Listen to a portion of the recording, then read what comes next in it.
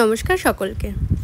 আমাদের কাছে পিঠের মধ্যে ঘুরতে যাওয়ার মতো সোদপুরে কিন্তু বেশ অনেকগুলি জায়গা আছে। তো আজকে ঠিক করলাম সোদপুরের কাছাকাছি অনেকগুলো জায়গা আপনাদের ঘুরে দেখাবো। তার সাথে সাথে সামনেই আসছে দণ্ড মহোৎসব। সেই উপলক্ষে প্রত্যেক বছর ইসকনে কিন্তু দারুণ অনুষ্ঠান হয়, সেই বিষয়ে আপনাদের জানাবো।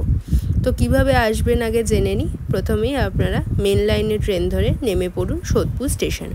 সোদপুর স্টেশনের 1 নম্বর প্ল্যাটফর্ম থেকে বাইরে বেরিয়ে আপনারা পেয়ে যাবেন টোটো।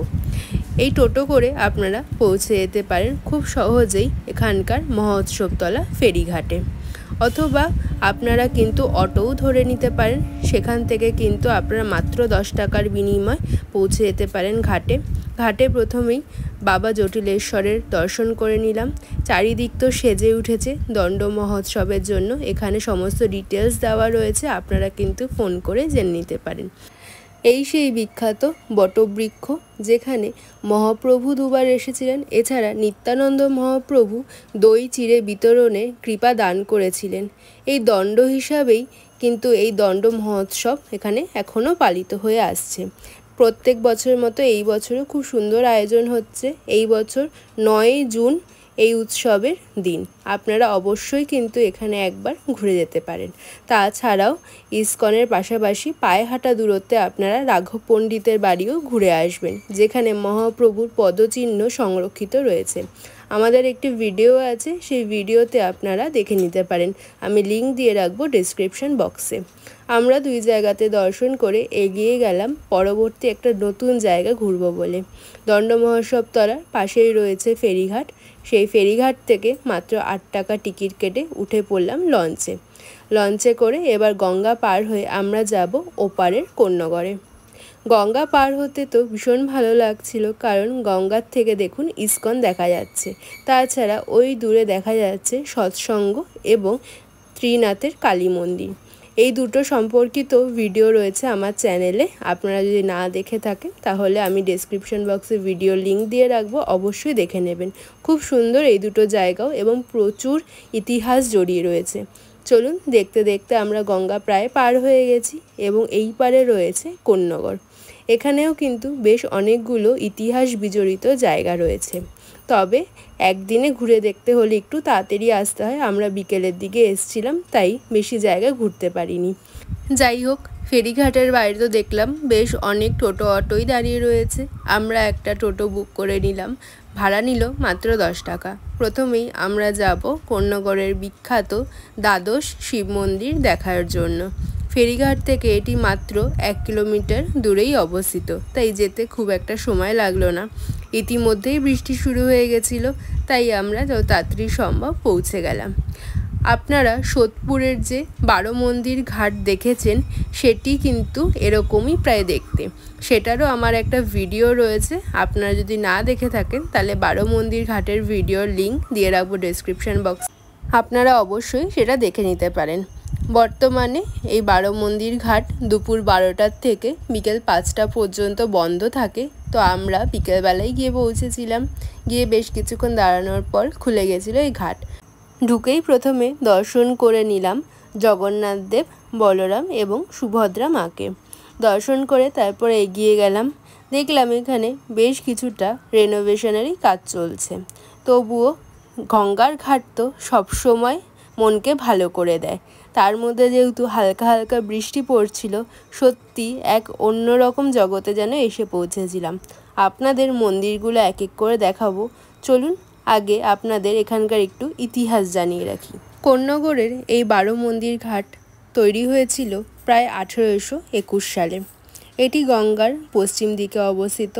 এর ঠিক উল্টো দিকেই রয়েছে পানিহাটির 12 মন্দির ঘাট।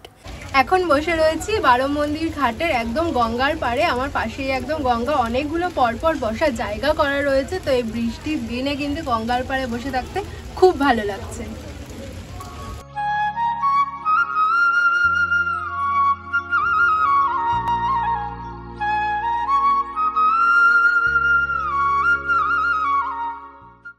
দাঁড়িয়ে রয়েছি এখন এই 12 মন্দির ঘাটের যে 12টা শিব মন্দির আছে সেরকমই শিব মন্দিরের সামনে এই পাশে রয়েছে 6টা শিব মন্দির, ওপাশেও কিন্তু রয়েছে 6টা শিব মন্দির।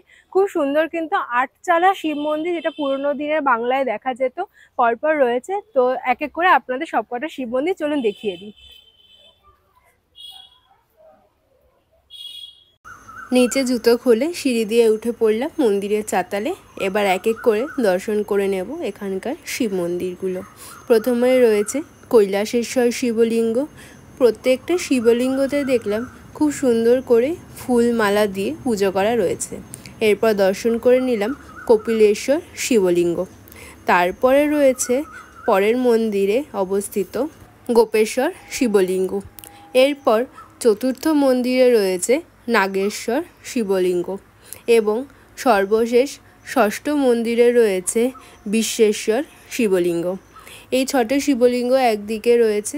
এরপরে আমরা এখান থেকে নেমে যাব পরবর্তী মন্দিরটায় দর্শন করতে। এখানে রয়েছে সোমেশ্বর শিবলিঙ্গ, ভীষণ কিন্তু সুন্দর করে সাজানো, ওপরে মাতা পার্বতীও রয়েছেন, তো দেখতে কিন্তু ভীষণ ভালো লাগছে। এরপরে রয়েছে দর্শন করে নেব, আপনারাও আমাদের সাথে দর্শন করতে থাকুন।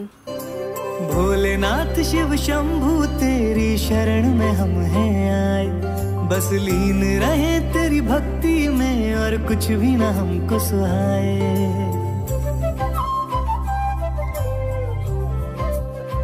ओ भोलेनाथ शिव शंभू तेरी शरण में हम हैं आए, बस लीन रहे तेरी भक्ति में और कुछ भी ना हमको सुहाए।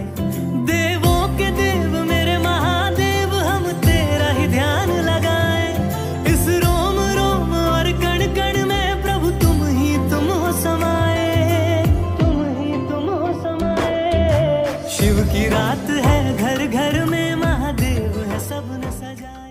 আশা করি আপনাদের কোন্নগরের এই দ্বাদশ শিবলিঙ্গ দর্শন করে ভালো লেগেছে। আমাদেরও ভীষণ ভালো লেগেছিল। এখানে বেশ কিছুক্ষণ আমরা সময় কাটিয়ে তারপরে এগিয়ে গেছিলাম পরবর্তী ডেস্টিনেশনের জন্য।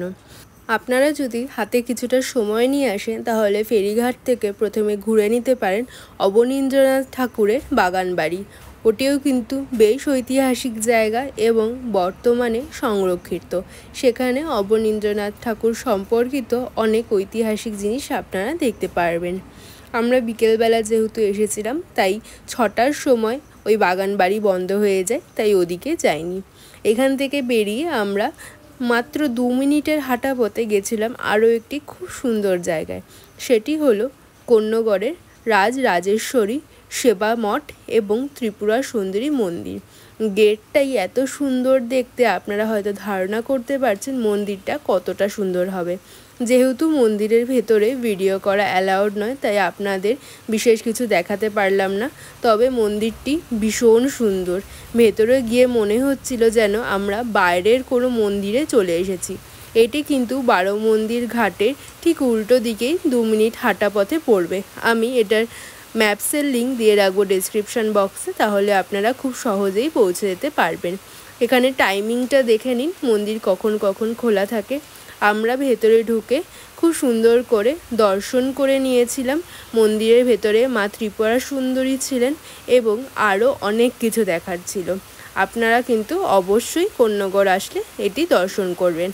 কোন্নগরের আরেকটি বিখ্যাত জায়গা হলো শকুন্তলা কালীবাড়ি, যেটি খুবই জাগ্রত এবং প্রত্যেক বছর বৈশাখে এখানে মায়ের পুজো হয়। চক্রবর্তী বাড়ির জমিদাররা এই পুজোটি শুরু করেছিলেন। তো আপনারা আসলে কিন্তু অবশ্যই সেই কালীবাড়িও দর্শন করতে পারেন। আমাদের ভিডিওটা আজকে এখানেই শেষ। আপনাদের ভালো লাগলে অবশ্যই লাইক, কমেন্ট, শেয়ার করে দেবেন এবং সাবস্ক্রাইব করে রাখবেন। আরও এই ধরনের ভিডিও দেখার জন্য পাশে থাকা বেল আইকনটাও ক্লিক করে দেবেন। দেখা হবে পরবর্তী একটি ভিডিওতে। ভালো থাকবেন, ধন্যবাদ।